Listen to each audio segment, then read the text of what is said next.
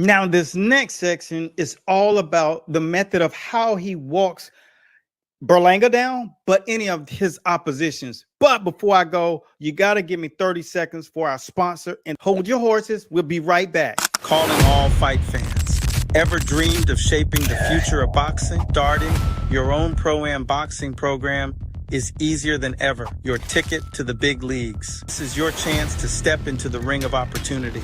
Don't let this moment slip away.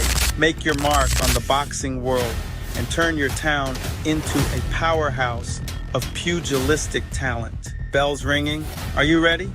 This is the secrets behind the method that Canelo Alvarez walks you down. See, the method that he uses, most people don't understand, but a couple of decades ago, I was introduced to something that was really known well in the streets of Philly. And one of these techniques we talk about when you walk a fighter down is in the mud. We talk about people who get into the grind of fighting. You go back to the days of Muhammad Cowie, Dwight Braxton.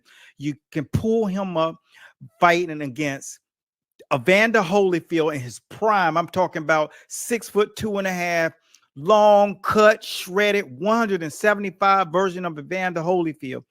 This dude was fighting against Dwight Muhammad Cowie, 5'6", and he was a bowling ball. That's why they call him the Camden Buzzsaw. He understood how to take away techniques of old, like those guys back in the day, like Jersey Joe Walcott was known for his glide across the ring, setting you up. You can go back to the days of him going up against Ezra Charles, and when he walked across the ring and turned his lights out. That actual proceeding process in which he walked him down and closed that gap was called the grunt walk, later titled by Eric A. Bradley, due to the fact that over the course of 100 years of fighting, the technique had gone on to overtake some of the greatest fighters. And I'm talking about level A plus fighters got knocked out being pressured this way. So when you look at the White Cowie and Jersey Joe Walcott, James Lights Out Tony, people who used this method were actually physical monsters. They understood how to implement their pressure by walking you down. And Canelo does exactly that.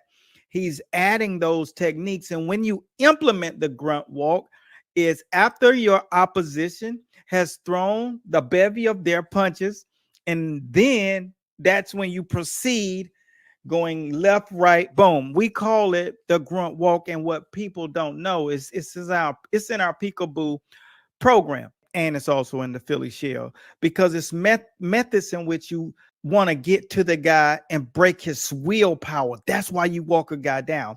So when he was fighting against Berlanga, that's exactly what you saw. See, everything has context around it, and hence is why you got to know someone that knows boxing from an actual textbook manner, because you start to see the fight different because you understand what you're looking at.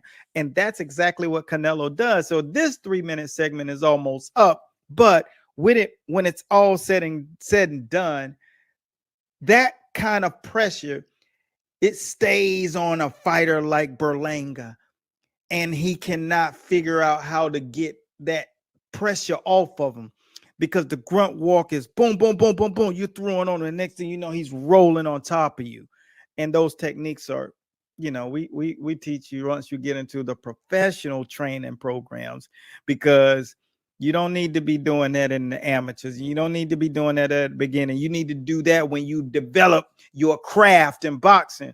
So that's where you learn to implement those kind of techniques. And that's when they're going to come into play. When you're fighting somebody like a Berlanga, somebody who can punch, somebody who has a hard head, and somebody who's just totally stubborn in that ring, you break them down, you break their will, and next thing you know, you're setting out to kill. That's a beautiful thing. So that's what we do. We leaving the grunt walk right there. That's the method that Canelo utilizes to walk him down. and he does it good. The only thing I would suggest is that he actually learns how to get on top of what we call the bulldog, and we'll talk about that on a later show. But the next thing that we got to get into is what does he do to hypnotize him?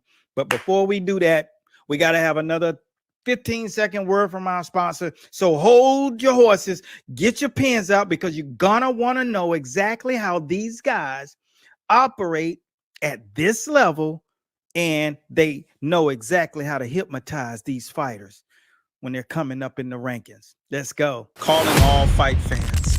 Ever dreamed of shaping the future of boxing? Starting your own pro-am boxing program is easier than ever. Your ticket to the big leagues. Make your mark on the boxing world and turn your town into a powerhouse of pugilistic talent. Bells ringing.